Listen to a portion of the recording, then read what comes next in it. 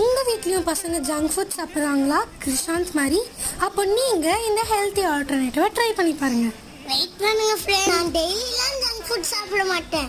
ஒரு மந்த்துக்கு ஒரு நாள் தான் சாப்பிடுவேன். சரி வாங்க இப்போ இதை எப்படி செய்கிறதுன்னு பார்க்கலாம். நார்மலாக ஆம்லேட் வந்து நம்ம பேனில் ஊற்றுவோம். இப்போது இதை குழி பணியார கல்லில் செய்ய போகிறோம். வாங்க எப்படி செய்கிறதுன்னு பார்க்கலாம். ஃபஸ்ட்டு இந்த குட்டி காடை முட்டையை உடச்சி இந்த குட்டி பணியாரம் குழியில் போட்டுருங்க. இப்போ இதில் உங்களுக்கு தேவையான பெப்பர், உப்பு இதெல்லாம் ஆட் பண்ணிக்கலாம். திருப்பி போட்டுக்கலாம். வாங்க, இப்போ க்யூட்டான குட்டியான நம்மளோட காடை ஆம்லெட் ரெடி. இப்போது கொஞ்சமாக chilli powder and oregano add பண்ணிக்கலாம் டேஸ்ட்டுக்கு. இது வந்து ஆப்ஷனல் தான். அக்கா சூப்பராக இருக்குக்கா, எப்படிக்கா செஞ்ச? இந்த மாதிரி ரெசிபி வேணும்னா லக்கி எக்ஸ்ப்ளோர்ஸை ஃபாலோ பண்ணிக்கோ. நல்லா இருக்கு.